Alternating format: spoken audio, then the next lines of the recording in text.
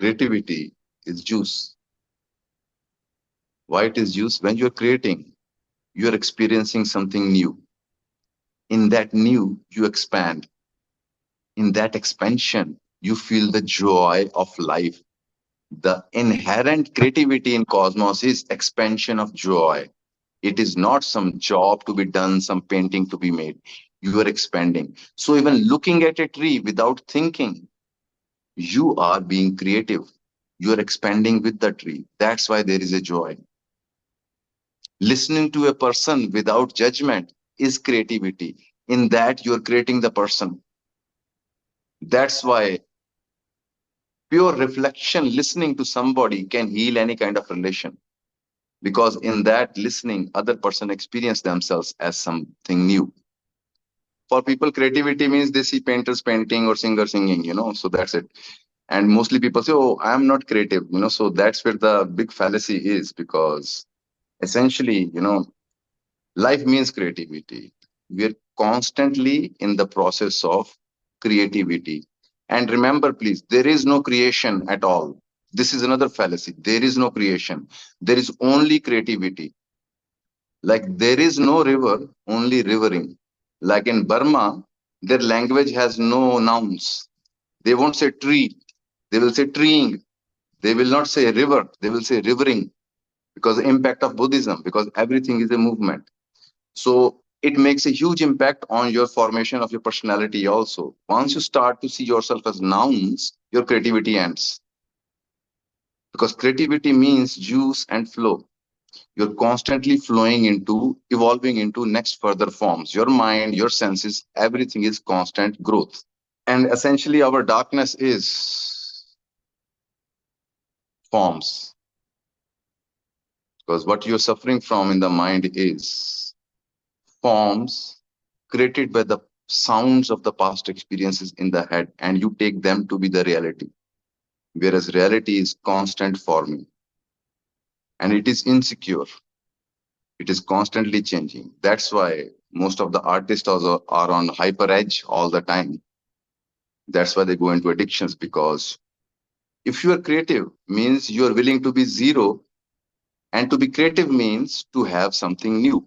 Let me tell you more scientifically that life is sound, it's sound.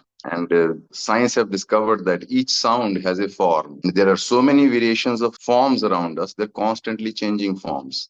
They took a piece of sand and they vibrated on, and it started to make forms like mountains and valleys like on the earth. So let me take you to the sound a, u, ma to explain the whole basic structure from this dimension. A is the Brahma, U is the manifestation, and Ma is the dissolution and ending. Now, in these three words, all of our neuroses are fitting in as well. For example, the Brahma means creation, the beginning of things. It's like a stick, One end is beginning, other end is ending. If you hold the stick from the other end, that is becomes beginning and other becomes the ending. But you can never be without the middle of the stick. No matter how many shots you make it, you'll always have a middle of the stick, right? So that is the present moment. That's why they call it eternal.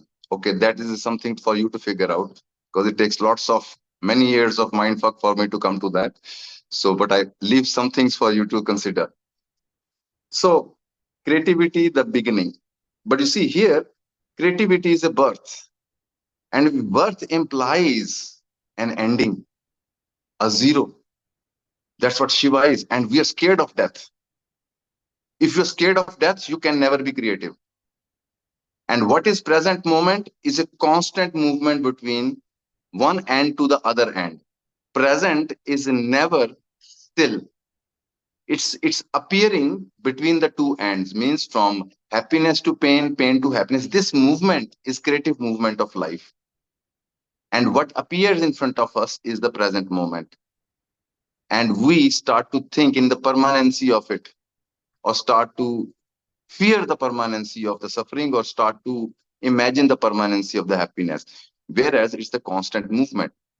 What meditation is teaching you is how to end the old. And why we freak out with meditation or spiritual life is because To have new, you have to go through a zero. And that's where we freak out the most, because that zero is the death of who you are till now, and new will be the birth.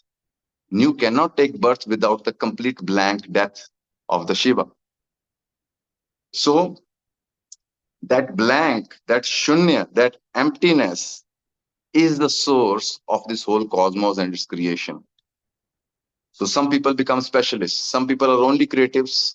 Some people are only sustainers of life into the everyday thing and all that. Some people are like Buddhist and yogi and monks, or they are specialists into the dissolution. Oh, everything is Maya, everything ends, everything dies. But to what point? So why it is being created?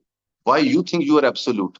If life is not absolute, then emptiness is not absolute either. And that's where the mystery begins, that there is no absolute point. And that's why they say the highest statement in spiritualism is, you'll be surprised to know, I do not know. Then starts the romance. You know what kills the romance in life? When you say, I know. Happens in relations also. You learn too much knowledge about the person, then you say, yeah, I know. Now it's boring. No, you don't know. You just impose the form on the person. People are projecting their own memories on the person. Oh, you are like that, you will never change. But they're not seeing this being who is right now radiating energy. So what we call our suffering is the mind, which is called the form created by the old experiences. And it is trying to control this creativity of every moment. It is carrying old forms and try to impose old forms into the present creativity which is on. And that's where we are not seeing the life, but our thoughts, our forms about it. And trusting this forming, this creativity is in reality the spirituality is. Not some concept, I trust God, I trust Brahma, I trust Shiva. They are all names, they are all forms in the head. What is in front of you is a constant movement of you, heart beating, breath flowing. And if you look with heart, you will see these forms is absolutely new. It's flowing on. Why I'm looking at anything else? Why I'm not just be with it? Why can't I just romance with it as it is and see how your mind will freak out? But that philosophy says it is like this. See, the best way to deal with darkness is not to fight with the darkness, but engage your whole energy to be with new, to burn the new light, new fire, which is anyway on. You don't have to put it on. But what people do, they want to resolve the forms, the shadows created by light. Whereas I tell them that please just get into it. You will see once that light comes into you, you will see your questions, your all these things do not exist. They just washed away by the light within you. That is what is right in front of you flowing. And you say, I don't see any movement. Really? We are rivers. We are not persons. And once you start to see others and yourselves as rivers, that is the creativity in relation. It's not that let's paint together, let's sing together. No. Look at the other as the new flame. And there, wherever there is a new flame, there is bound to be heat, there is bound to be love. Wherever there is a flame, there is bound to be light. But what we are doing, we are going for the light without any flame. Through philosophies, through books, through this, through that. Or we are looking for concepts of love, charity, and giving, and all that. But they are freezing cold. They are ice pieces of the mind. But if you, like a warrior, shun that all away and start to just be and ignite.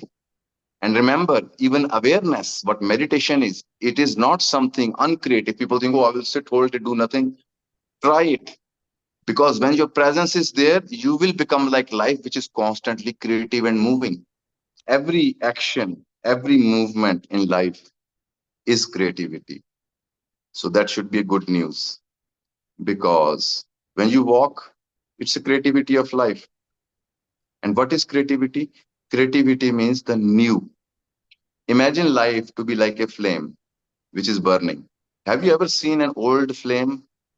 There is no old flame. Always it's new. It's taking birth. It's constantly taking birth.